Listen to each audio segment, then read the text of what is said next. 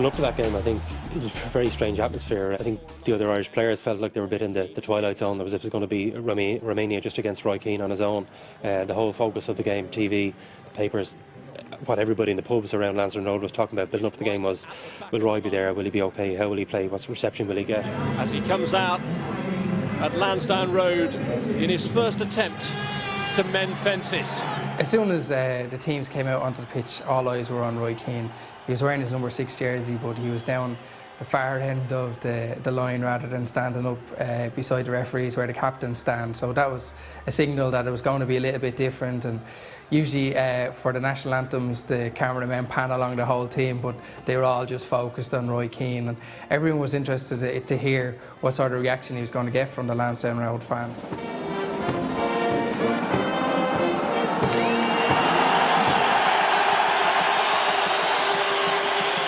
In the stadium, you know, people were saying what's going to happen with the crowd and all, but you're saying he was still a hero, and I think he always will be. Well, it seems he has won a few hearts and minds since the seismic events in Saipan. He got a good reception from the crowd. I think there were 1 or 2 boos he heard at various stages in the game towards Roy, but I think by and large, I think 98% of the people there backed Roy. They were just glad to see him back in an Irish jersey, and I think nobody was happier than Brian Kerr to see him back in an Irish shirt.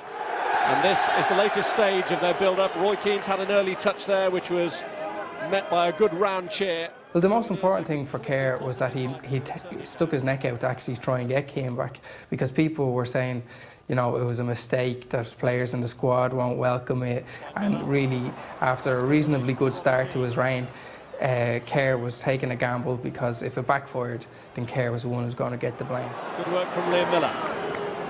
Roy Keane. Maybury. Keane again. Well, lots of people said, you know, well, there were some people who said that if Roy Keane ever came back, they'd never go again.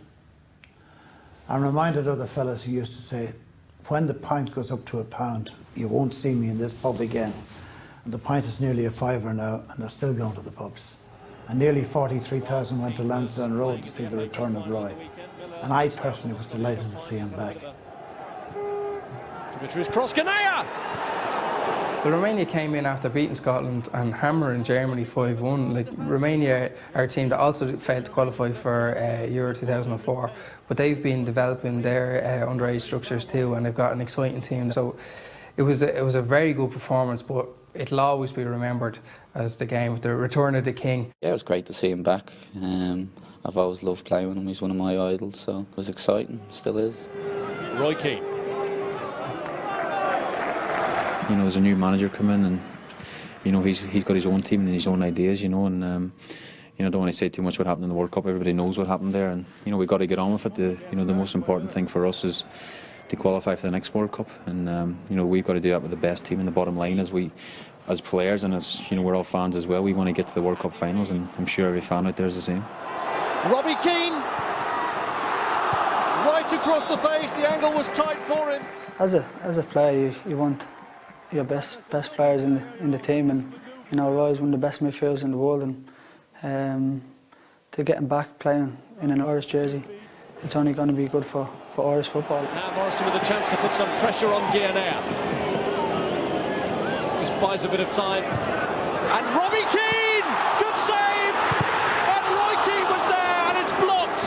What this Romania match did in many ways, it showed he was back, he was capable of playing well. His presence on the pitch affected everybody, there's no doubt about that. It was his stamp was very much in the Irish performance, one of quality, one of professionalism. What it also did was allowed Brian Kerr, Roy Keane himself, the players, the media, supported everybody to get on with their lives in many ways, because Roy Keane just dominated everything in day-to-day people's lives. It was the topic of conversation amongst the media, naturally enough, and undoubtedly also amongst the squad members and the management and the FAI. Here's Roy Keane. And Roy Keane on the burst! Morrison!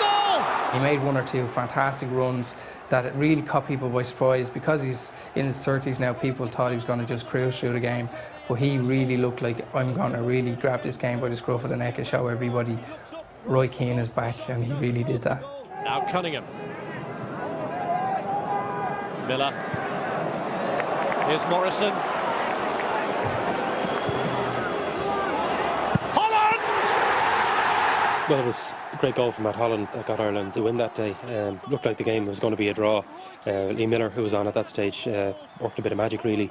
Got the ball into Holland, and he doesn't score too many goals for Ireland, but he never scores ordinary goals. It was a lovely volley, hit it very well first time, didn't even look up, and I think that really completed the night for Brian Kerr. Not only did he get a full house for Romania, he got Roy Keane back.